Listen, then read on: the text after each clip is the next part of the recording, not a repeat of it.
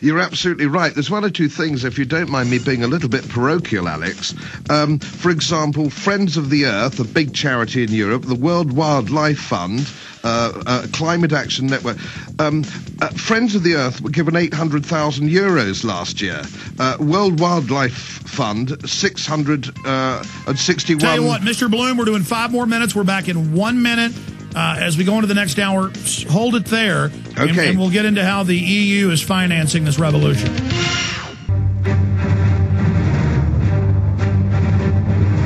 Big Brother, mainstream media, government cover-ups.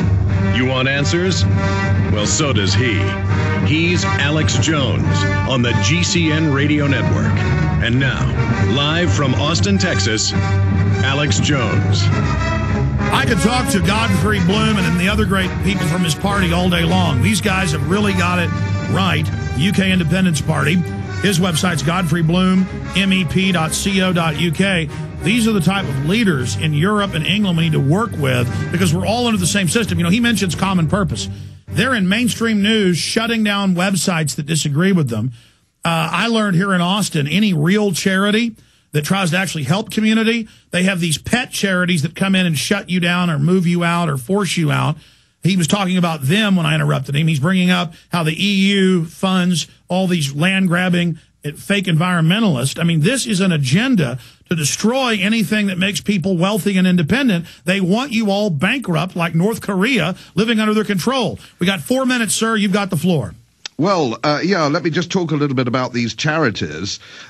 Friends of the Earth, World Wildlife Fund, Climate Action Network Europe, Age Concern. These are all respectable names, or were respectable names a few years ago, which have been hijacked.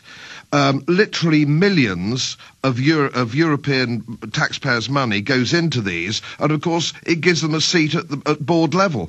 If you're putting in nearly €1 million a year into a charity, you get a seat on the trustee board, and they will sing from the same hymn sheet. So all these Oxfam charities and nations, they all think the European Union is wonderful. They all go for climate change and all this sort of nonsense. And the poor old average Joe thinks, well, there must be some truth in it. For example, if Friends of the Earth are saying it, or the World Wildlife Fund, and the president's the Duke of Edinburgh, it's given this respectability. And of course, nobody asks for the accounts. You know, when you buy a flag to stick in your lapel, you don't ask for the accounts, do you? You just think it's all in a good cause. But it's not. And you'll find that they're run by politicos on salaries to die for. You know, we're talking 150,000 a year in pounds, over $250,000 a year, with fabulous pension schemes and expenses. Well, that's a lot of money for a charity. It may not be much for a Wall Street banker, but it's a lot of money running a charity. Our universities, let's look at some of the universities we have in my constituency of Yorkshire and North Lincolnshire. We have an agency, a European Union agency called Yorkshire Forward.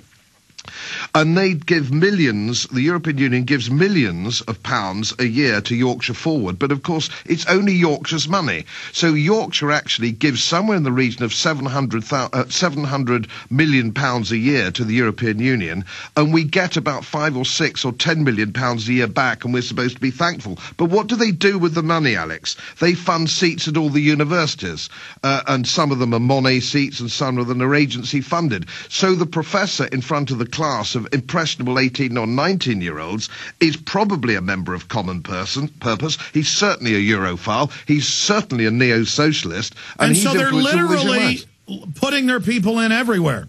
Oh, they're absolutely everywhere. And of course, if you try and explain that to the ordinary Englishman, they think you're a swivel-eyed lunatic. And I can understand it, because you're an ordinary guy going about your business, Alex, living a life of quiet desperation, desperately trying to make all your bills meet and bring your family up and do the garden at the weekends. It's very difficult to understand that all these organizations have been infiltrated.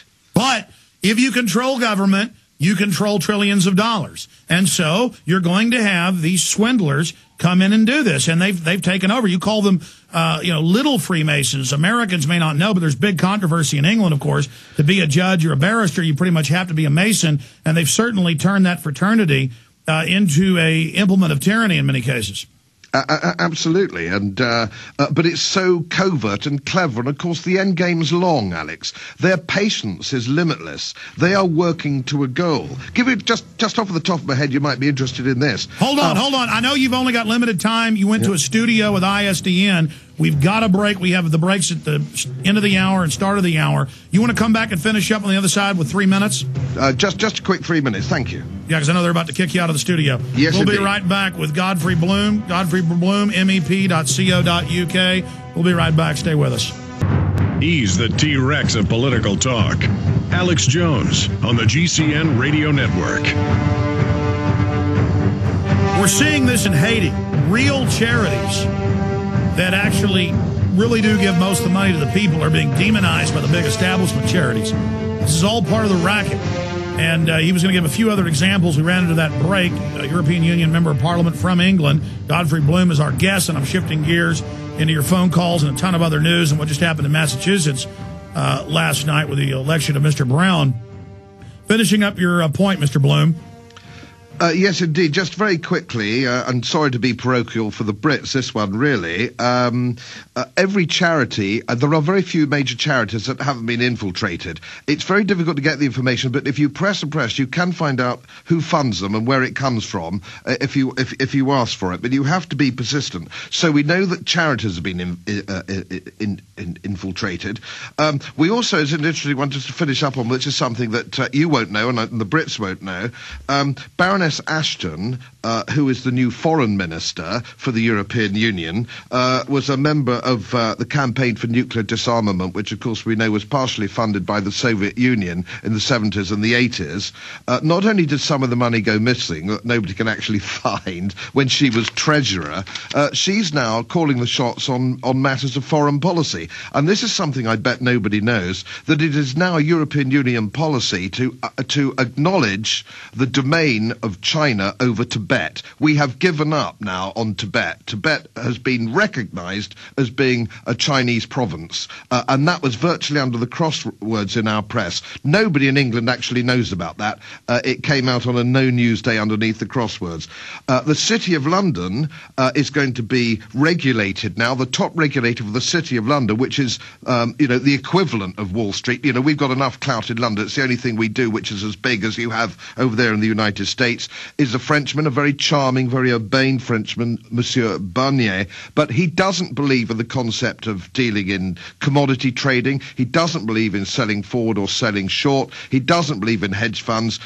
He's another dyed-in-the-wool socialist, so we can look forward to most of those industries which have been in the City of London moving across to places like Zurich. And they're still asleep in the City of London. They still don't know this is happening to them. You couldn't invent it, Alex. Unbelievable. Well, we've got to have you back just on Common Purpose, because I get calls and emails constantly about it. And they just have totally taken over society because government knows it has to control the local community. And that's what Obama is a big community organizer with the Chicago model. And what's happened to you under Common Purpose and a few other groups is now happening here. I mean, it's been happening, but now it's getting really bad. We just had the Austin Police Department go in and intimidate and shut down the oldest gun show in Central Texas with no law, no nothing. They just intimidated it to close and intimidated the landlord to shut it down. And they're in the newspaper bragging how they did it, saying, they're protecting the citizenry. I mean, it's just a lawless government that just does whatever it wants. Sir, I really appreciate you spending so much time with us and continue your great work there in the Parliament fighting these people. Thank you so much, and a great pleasure to be invited on again. Thank you so much. Take care, ladies. Take care. Ladies and gentlemen, that was Godfrey Bloom, European Union member of Parliament from England. Okay.